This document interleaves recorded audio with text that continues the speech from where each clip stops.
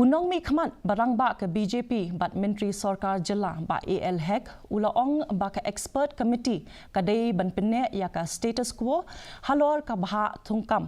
watla ula ai jingmut ba ka committee halor ka bhah thung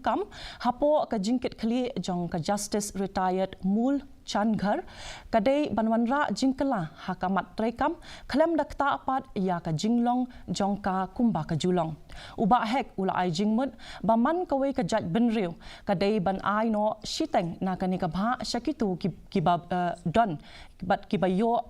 ka kidai ban ai no shiteng na kani ka bha shakitu